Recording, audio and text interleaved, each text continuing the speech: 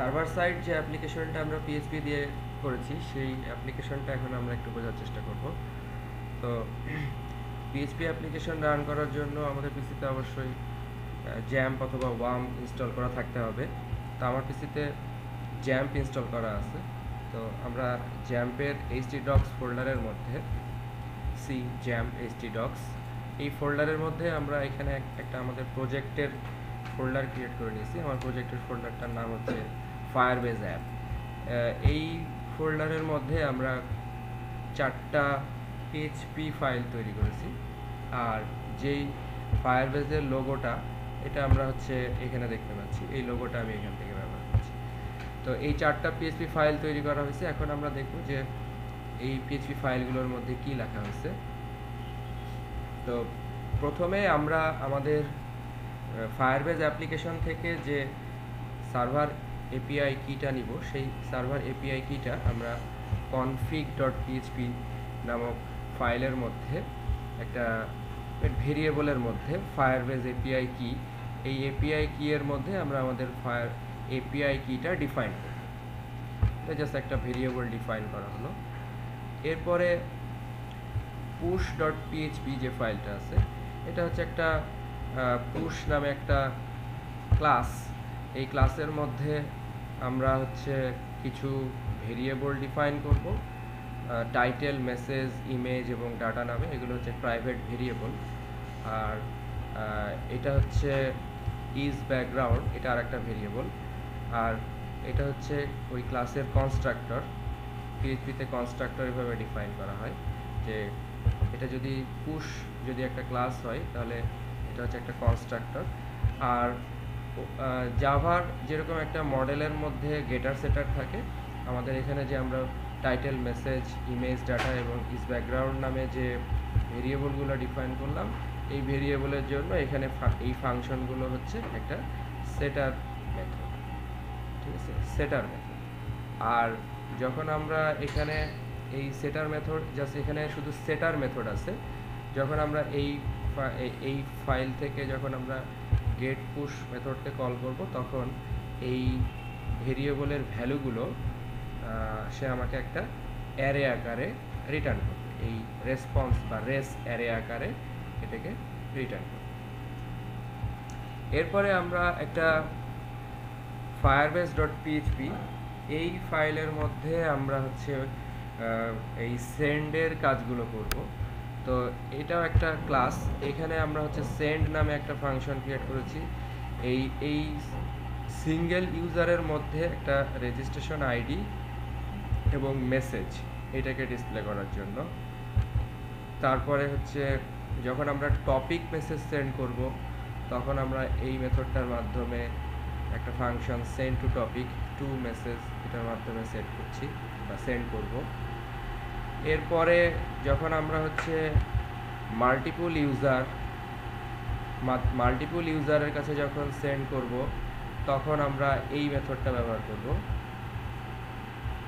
আর যখন আমরা হচ্ছে একটা সেন্ড পুশ নোটিফিকেশন, অ্যাকচুয়ালি এই মেথডটা বা এই ফাংশনটা আমাদের মূল কাজটা করবে। তো এইটা করার জন্য আমরা এখানে এই কনফিগ ফাইলটাকে ইনক্লুড করে নিচ্ছি। এরপরে আমরা এই যে ফায়ারবেজ ক্লাউড মেসেজিংয়ের যে পোস্ট ভেরিয়েবল, অর্থাৎ আমরা যে ইউআরএলের মধ্যে আসলে এটাকে পোস্ট করব এটা নির্দিষ্ট। অর্থাৎ এই ইউআরএল ভেরিয়েবলটা হচ্ছে https://googleapis.com/fcm/send। এই ইউআরএলটা হচ্ছে নির্দিষ্ট। আমরা যখন মেসেজটা সেন্ড করব তখন আসলে এই ইউআরএলের মধ্যে এটাকে সেন্ড করব। এরপরে ওই ইউআরএলের মধ্যে আমরা কিছু হেডার প্যারামিটার অ্যারে আকারে সেন্ড করব। ওই হেডার ইনফরমেশনের মধ্যে আমরা হচ্ছে অথরাইজেশন কি এর মধ্যে এই ফায়ারবেজ এপিআই কি, যেটা আমাদের এই কনফিগ ফাইলের মধ্যে দেওয়া আছে, সেই এপিআই কিটা দিয়ে দিব। এবং আমরা এই ভ্যালুগুলোকে একটা অ্যাপ্লিকেশন জেসন আকারে সাবমিট করব। অর্থাৎ যে ভ্যালুগুলোকে আমরা সাবমিট করছি এবং সাবমিট করার পরে যে রেসপন্সগুলো আসবে সেগুলো হচ্ছে ওই HTTP হেডার ইনফরমেশনের মধ্যে আমরা এপিআই কি এবং হচ্ছে এপিআই কিটা দিয়ে দিলাম এবং আমরা বললাম রিকোয়েস্ট এবং রেসপন্সগুলোকে জেসন আকারে নিলাম। এরপরে পিএইচপির একটা ফাংশন আছে, সেই ফাংশনটার নাম হচ্ছে কার ইনিট। এটার মাধ্যমে আমরা হচ্ছে একটা কার ভেরিয়েবল ওপেন করলাম। তো এইটাকে এই লোকাল হোস্টের মধ্যে যদি আবার আমরা কারটাকে অ্যাক্টিভ করতে চাই, তাহলে সি জ্যাম্পের মধ্যে যে php.ini ফাইলটা আছে, এটা আমাদের সাধারণত সি জ্যাম্প পিএইচপি অর্থাৎ জ্যাম্পটা যেখানে ইনস্টল হয় সেখানে গেলে আমরা দেখব যে php.ini বা ইনিশিয়ালাইজ একটা ফাইল আছে। তো এইখানে গেলে আমরা দেখব যে কোন কোন এক্সটেনশনকে, যেমন এই এক্সটেনশনগুলো ব্লক করা আছে। তো যেহেতু ইনিশিয়ালি এই পিএইচপি কার্ড এটাকেও এই এক্সটেনশনটাও ইনিশিয়ালি ব্লক করা থাকে, তো আমাদেরকে এনশিওর করে নিতে হবে যেন এই পিএইচপি ইনিটা আমরা এটাকে যেন ব্লকটাকে উঠিয়ে দিই। অর্থাৎ যেহেতু আমরা পিএইচপির এই কার্লটাকে ব্যবহার করছি, এই কার্লটাকে ব্যবহার করে আমাদেরকে এটাকে সেন্ড করতে হবে। তো এরপরে এখানে ওই কার্লের কিছু মেথড আছে, যেমন সেট অপশন, সেট ওপিটি মানে হচ্ছে সেট অপশন। এখন এই কার্লের মাধ্যমে আমরা হচ্ছে ওই ইউআরএল ভ্যালু হিসেবে ইউআরএলটাকে দিয়ে দিলাম, তারপরে পোস্ট ভেরিয়েবলের মধ্যে পোস্টটাকে আমরা ট্রু করে দিলাম। এরপরে ওই যে হেডার ইনফরমেশনের মধ্যে আমরা যে এপিআই কি এবং অন্যান্য কিছু দিচ্ছি সেইগুলোকে আমরা হেডার ইনফরমেশনের মধ্যে দিলাম, এবং হচ্ছে রিটার্ন ট্রান্সফার ভেরিয়েবলটাকে আমরা ট্রু করে দিলাম। এবং ইনিশিয়ালি আমরা কোনো যেহেতু সিকিউর সকেট লেয়ার ব্যবহার করছি না, সেজন্য আমরা হচ্ছে এই সিকিউর সকেট লেয়ার ভেরিফিকেশনটাকে হচ্ছে ফলস করে দিলাম। এবং হচ্ছে কার্লের যে পোস্ট ফিল্ড অর্থাৎ যেই ভ্যালুগুলোকে আমরা পোস্ট করব সেই পোস্ট ভ্যালুগুলো হচ্ছে এই আমাদের ফিল্ডসের মধ্যে একটা ফিল্ডস নামক ভেরিয়েবল, অর্থাৎ আমরা যখন এই মেথডটাকে কল করব তখন আমরা যেই ভ্যালুগুলোকে পাঠাতে চাচ্ছি সেইগুলো একটা ভেরিয়েবলের মধ্যে পাঠিয়ে দিব। সেই ভেরিয়েবলগুলো তখন এই কার্লের অপশনের মাধ্যমে এগুলো সেট হয়ে গেল। এরপরে যখন আমরা এই অপশনগুলোকে সেট করলাম তখন এই কার্ল এক্সিকিউট এই মেথডের মধ্যে আমরা এই কার্লের অবজেক্ট ভেরিয়েবলটাকে দিয়ে দিলাম। তাহলে এই মেথডটা আসলে ওই রিকোয়েস্টটাকে সেন্ড করে দিল। এটা আমরা রেজাল্টের মধ্যে নিলাম, এবং রেজাল্টের মধ্যে গিয়ে যদি দেখি যে রেজাল্ট যদি ফলস হয় তাহলে এটা একটা ইরর দেখাবে এবং কার্ড কানেকশনটাকে ক্লোজ করে দিবে। আর যদি এটা ইরর না হয় তাহলে এটা রেজাল্টটাকে রিটার্ন করে দিবে। তাহলে মূলত হচ্ছে এই মেথডটা সেন্ড পুশ নোটিফিকেশন, এই মেথডটা আমাদের ওই আমাদের যে মেসেজটা সেই মেসেজটাকে সেন্ড করবে। এই সেন্ড করার জন্য আমরা পিএইচপির একটা ডিফল্ট মেথড সেটা হচ্ছে কার্লকে ব্যবহার করলাম। আর কার্লকে ব্যবহার করার জন্য আমাদের এই কার্লটাকে এখান থেকে কার্ল এক্সটেনশনটাকে আমাদের এনাবেল করে নিতে হবে। ওকে, এরপরে আমরা হচ্ছে আমাদের এই ডিজাইন পার্টটা তৈরি করব। এই ডিজাইন পার্টটার মাধ্যমে এখানে কিছু ফিল্ড আছে। তো এই ডিজাইন পার্টটা আমরা যে কোনোভাবে করতে পারি। এখানে সিএসএস বা অন্য কিছু এগুলো আমরা আমাদের নিজস্ব ইমপ্লিমেন্টেশন করতে পারি কিভাবে এটা হবে। তো এইটা আসলে এই ডিজাইনটা আসলে সম্পূর্ণরূপে নিজের ব্যাপার। আমরা জাস্ট এখানে দেখাবো যে এখানে যখন আমরা এই ডিজাইনগুলো তৈরি করলাম, অর্থাৎ এটা হচ্ছে আমাদের ফর্ম। এই ফর্ম থেকে আমরা গেট মেথডের মাধ্যমে এটাকে পাঠাচ্ছি, সো দ্যাট আমরা যখন এটাকে সাবমিট করছি তখন আমরা এটাকে দেখতে পাচ্ছি। তো সিঙ্গেল ডিভাইস এটা হচ্ছে আমাদের রেজিস্ট্রেশন আইডি, এই ফিল্ডটার নাম রেজিস্ট্রেশন আইডি, এই ফিল্ডটার নাম হচ্ছে টাইটেল, এই ফিল্ডটার নাম হচ্ছে মেসেজ। এরকম প্রত্যেকটা ফিল্ডের নাম আছে। যখন আমরা এখান থেকে একটা বাটনের মাধ্যমে সাবমিট করছি তখন এই সাবমিটটা এখান থেকে ভ্যালুগুলোকে প্রথমে এখানে একটা পিএইচপি কোড লেখা আছে। এই পিএইচপিগুলো হচ্ছে এখান থেকে আমরা ওই ফায়ারবেজ এবং পুশ ডট পিএইচপি, এই Firebase dot PHP push dot PHP এইগুলোকে আমরা হচ্ছে এখানে ইনক্লুড করে নিছি। এরপরে হচ্ছে আমরা এখানে ফায়ারবেজের একটা অবজেক্ট ক্রিয়েট করেছি, পুশের একটা অবজেক্ট ক্রিয়েট করেছি। তারপরে আমরা এখানে যদি কোনো কিছু পেলোড ডাটা ম্যানুয়ালি পাঠাতে চাই যেটা আমাদের হয়তো ফর্মের মধ্যে নাই, সেটা আমরা তখন এখানে একটা ভেরিয়েবলের মধ্যে রেখে দিচ্ছি। এরপরে আমরা যখন সাবমিট বাটনে যখন ক্লিক করা হবে তখন টাইটেল থেকে টাইটেলের ভ্যালুটাকে গেট করার জন্য আমরা এই ভেরিয়েবলটাকে টাইটেল ভেরিয়েবলের মধ্যে আমরা সাবমিট করার পরে টাইটেলের ভ্যালুটাকে গেট করে এখানে রাখছি। তারপরে মেসেজটাকে গেট করে আমরা এখানে রাখছি। তো এখানে গেট করার জন্য এখানে একটা হচ্ছে টার্নারি অপারেটর ব্যবহার করা হয়েছে, অর্থাৎ যদি এটা গেট হয় তাহলে গেটের টাইটেল ভ্যালুটাকে তুলে টাইটেলের মধ্যে রাখবে, আর যদি এটা না হয় তাহলে টাইটেল ভ্যালুটা ব্ল্যাঙ্ক থাকবে। এভাবে একটা টার্নারি অপারেটর ব্যবহার করা হয়েছে। তো টাইটেল, মেসেজ, তারপরে হচ্ছে পুশ টাইপ, এরপরে হচ্ছে আমরা ইনক্লুড ইমেজ করব কিনা। তো ইনক্লুড ইমেজটা যদি টিকমার্ক দেওয়া থাকে তাহলে এটা হচ্ছে ট্রু, না হলে এটা হচ্ছে ফলস। এরপরে আমরা এখানে এই পুশটা বেসিক্যালি হচ্ছে আমাদের একটা মডেল। তো আমরা এখন কি করব, ওই পুশের অবজেক্টের মধ্যে আমরা বললাম, আমরা জাভাতে যেরকমভাবে বলি যে push dot set title, push dot set message, এখানে পিএইচপিতে এটাকে এভাবে লিখতে হয় যে পুশ তারপরে হচ্ছে এরকম সিম্বল সেট টাইটেল, মানে হচ্ছে আমরা এই পুশের মধ্যে যে সেটার মেথডটা আছে সেই সেটার মেথডের মাধ্যমে আমরা এই মেসেজটাকে সেট করে দিচ্ছি বা টাইটেলটাকে সেট করে দিচ্ছি। তো এইভাবে আমরা টাইটেল তারপরে মেসেজ এটাকে সেট করে দিলাম।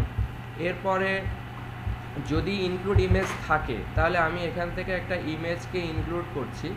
এটা হচ্ছে জাভা নলেজ ইনফোর মধ্যে একটা ইমেজকে রাখা হয়েছে, এই ইমেজটা। তো এই ইমেজটাকে আমরা এভাবে দেখতে পারি।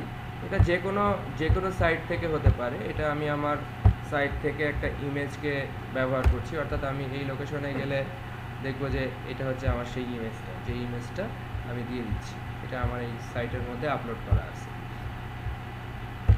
তাহলে এই ইমেজ যদি ইনক্লুড ইমেজ এটাতে যদি টিক মার্ক দেওয়া থাকে তাহলে এখান থেকে এই ইমেজটা নেওয়া হবে।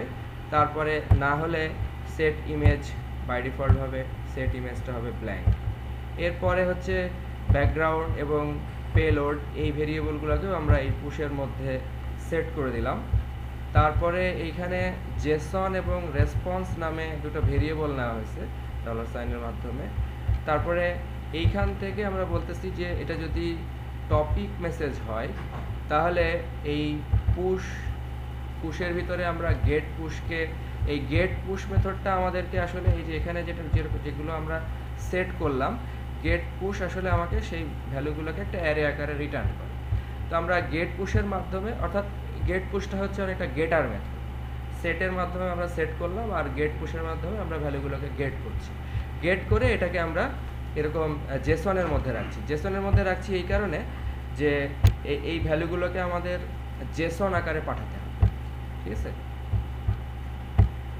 তো তারপরে আমরা এখানে রেসপন্সের মধ্যে এই যে এখন আমরা বললাম যে ফায়ারবেজ মানে হচ্ছে এই ফায়ারবেজের অবজেক্ট ডট মানে সেন্ড টপিক, অর্থাৎ এই ফায়ারবেজের এই সেন্ড টপিক মেথডটাকে আমরা হচ্ছে কল করলাম সেন্ড টু টপিক, ঠিক আছে। আর এটা যদি ইন্ডিভিজুয়াল মেথড হয় তাহলে আমরা হচ্ছে এখানে বললাম যে ফায়ারবেজ ডট সেন্ড মেথডটাকে আমরা এখানে কল করব।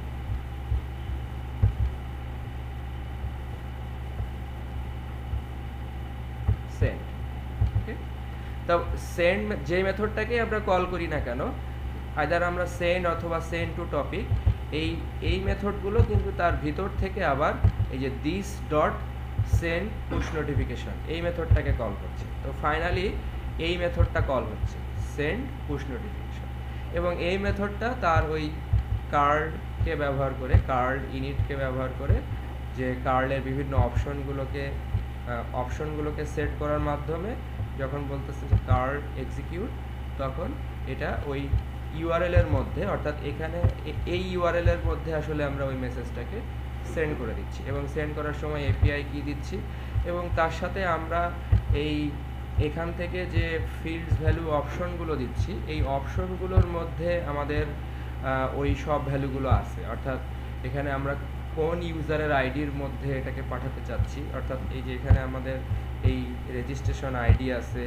টাইটেল আছে, মেসেজ আছে, তো এই ভ্যালুগুলোকে গেট করে এগুলোকে সব অপশনের মধ্যে দিয়ে দেওয়া হচ্ছে এবং তারপরে ওই নির্দিষ্ট সেন্ড টু টপিক অথবা সেন্ড, যখন আমরা টপিক মেসেজ সেন্ড করছি তখন সেন্ড টু টপিক কল হচ্ছে, আর যখন আমরা সেন্ড মেথডকে কল করছি তখন এই মেথডটা কল হচ্ছে। এই মেথডগুলো ইন্টারনালি আবার হচ্ছে এখান থেকে, দ্যাট মিন্স সেন্ড মেথডটা আবার হচ্ছে সেন্ড পুশ নোটিফিকেশন, তার ভিতরে এই ফিল্ড ভ্যালুগুলোকে দিয়ে পাঠিয়ে দিচ্ছে এবং ফাইনালি এই মেথডটা কল হচ্ছে।